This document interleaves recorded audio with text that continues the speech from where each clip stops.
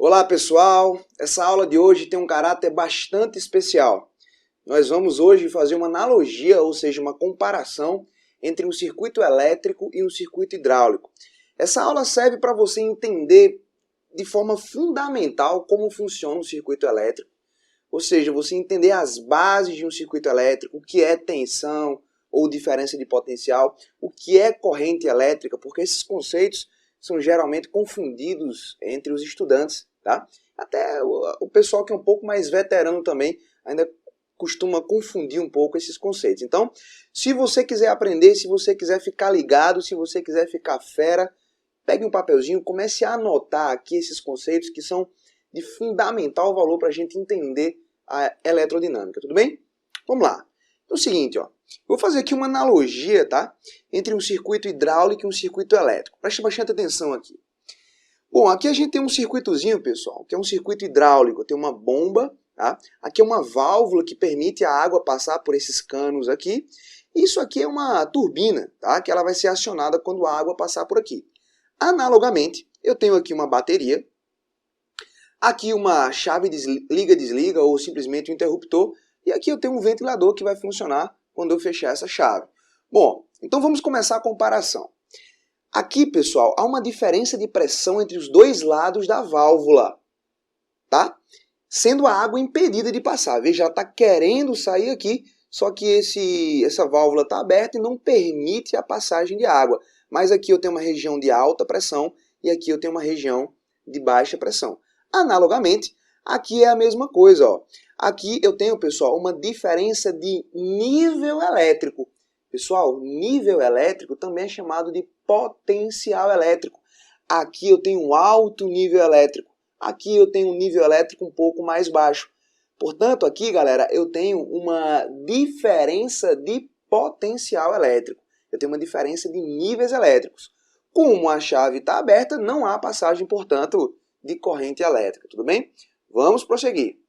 É a bomba que gera uma diferença de pressão entre os terminais de entrada e saída de água.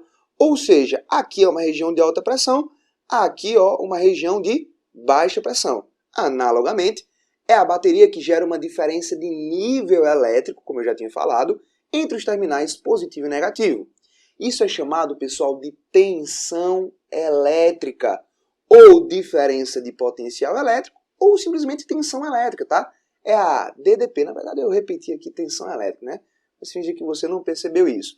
Então, galera, a bateria fornece para a gente uma diferença de níveis elétricos. Da mesma forma que a água flui de onde tem mais pressão para onde tem menos pressão, a corrente elétrica irá fluir de onde tem mais volts, ou seja, mais tensão, para onde eu tenho uma tensão menor.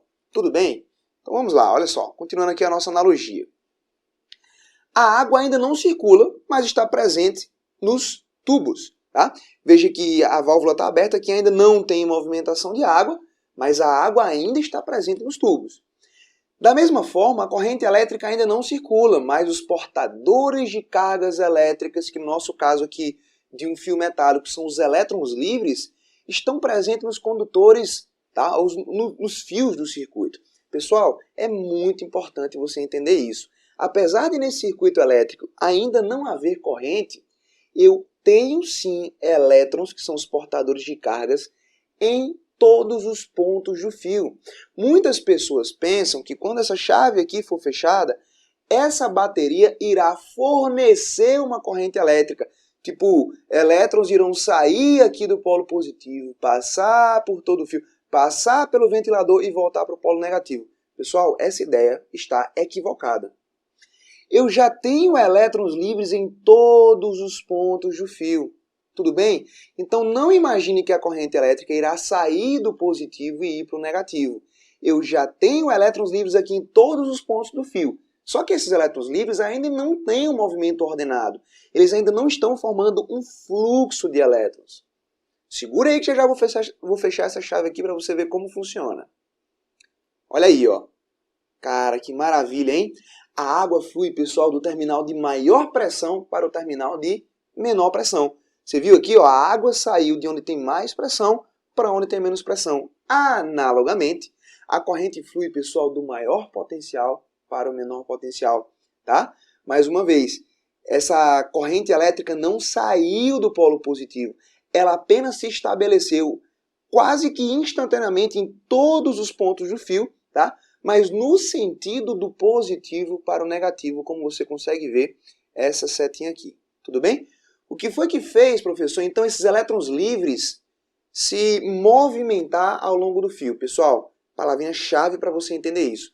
O que fez esses elétrons se movimentarem ao longo do fio foi um campo elétrico estabelecido pela bateria. A bateria, pessoal, estabelece um campo elétrico do polo positivo para o negativo, e você bem deve saber que o campo elétrico é o agente transmissor da força elétrica. Então, esses elétrons livres que estavam em movimento desordenado pelo fio, quando eu fechei a chave, um campo elétrico se estabelece pelo fio, e esse campo elétrico fornece uma força elétrica para esses elétrons, né, que começam o seu movimento de deriva, no seu movimento ordenado ao longo do fio. O Enem já perguntou isso aí para vocês, se eu não me engano, na prova de 2014 ou foi 2015. Tudo indica que foi 2015. Tudo bem, pessoal? Entendido aí essa diferença entre água fluindo de mais pressão para menos pressão, corrente elétrica fluindo do maior potencial, do maior nível elétrico para o menor nível elétrico, ou seja, para o menor potencial. Tudo legal? Beleza, hein? Olha só, aqui agora não há diferença de pressão entre os dois lados da válvula. Tudo bem? Uma vez que a corrente de água ou fluxo de água se estabeleceu, tá? Essa válvula agora está funcionando apenas como um tubo, ele está permitindo a passagem da água por dentro dele. Da mesma forma, esse interruptor aqui, ó, não há DDP entre os lados do interruptor, o qual está agindo agora como um condutor. Então, no momento que eu fecho esse fio, ó, a corrente elétrica passa aqui por dentro tranquilamente e esse interruptor passa a funcionar como um fio, pessoal. Então não há mais diferença de nível elétrico entre os terminais do interruptor, tá? Todos os níveis agora, né, estão no mesmo potencial, basicamente. Legal, galera? Show de bola, hein? Há ainda uma diferença de pressão entre os terminais da bomba, claro, né? Aqui eu tenho uma maior pressão, que é onde a bomba empurra a água, e aqui a água chega com menor pressão, porque ela vai perdendo pressão, né, ao longo desse caminho aqui. Tudo bem, galera? Da mesma forma, ainda há DDP entre os terminais da bateria, ainda há uma diferença de nível elétrico entre os terminais da bateria, né? Aqui eu tenho um nível mais alto, aqui eu tenho um nível elétrico mais baixo, tudo bem? Então aqui, ó, ainda se estabelece uma DDP. Na verdade, essa DDP, né, que é tecnicamente, entre aspas, não é a mesma coisa, né? Mas é a unidade de energia por Coulomb que é disponibilizada para esses elétrons se movimentarem aqui. Tudo bem, galera? Olha só, há a mesma diferença de pressão entre os dois lados da turbina e os terminais da bomba. Há a mesma DDP entre os lados do ventilador e os terminais da bateria. Por exemplo, como você pode ver aqui, ó, essa pilha ela é de 4,5 volts. A diferença de potencial elétrico entre os terminais dessa pilha é de 4,5 volts. Considerando que esses fios aqui, pessoal, são ideais, ou seja, não há perda de nível elétrico, não há perda de potencial elétrico ao longo desse fio, tá? Como esse lado aqui está do lado positivo e esse lado está do lado negativo, nos terminais do ventilador, tá? A diferença de potencial é a mesma. Então, a pilha fornece 4,5 volts de DDP, esse ventilador, portanto, está ligado em 4,5 volts. A diferença de potencial elétrico entre esses dois pontos aqui é de exatamente 4,5 volts. Vamos prosseguir. Com um medidor de água e um relógio, aqui é a parte chave da nossa aula. Com um medidor de água e um relógio é possível medir a quantidade de água, pessoal, por segundo que atravessa essa turbina. Isso é chamado de fluxo de água. Fluxo, galera, é a quantidade de litros por segundo ou metros cúbicos por segundo, tá bom? Que atravessam essa turbina aqui, ó. Isso é exatamente o que a gente chama de vazão ou fluxo de água. Tudo bem? Olha que analogia interessante agora. Com um amperímetro, é possível medir a quantidade de carga por segundo, ou seja, coulombs por segundo, que atravessa o ventilador.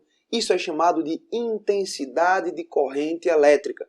Pessoal, Da mesma maneira que fluxo de água é quantidade de água por segundo, intensidade de corrente elétrica é a quantidade de carga elétrica que atravessa o meu dispositivo por segundo. Então você pode entender facilmente que intensidade de corrente elétrica, pessoal, é análogo a fluxo. Fluxo de elétrons através de um certo dispositivo elétrico. Tudo bem, galera? Espero que depois dessa aula você tenha entendido perfeitamente o que é tensão, que são volts, e o que é corrente elétrica, sendo esse fluxo ordenado de cargas elétricas, sendo medida, portanto, em coulombs por segundo, que é o análogo do ampere. Tudo bem, galera? É isso aí. Espero que você tenha curtido essa aula. Obrigado a todos pela atenção dispensada aqui e espero ter ajudado nos seus estudos de eletrodinâmica. Fica ligado aqui no nosso canal que tem sempre novidades. Forte abraço para você, até a próxima e tchau, tchau.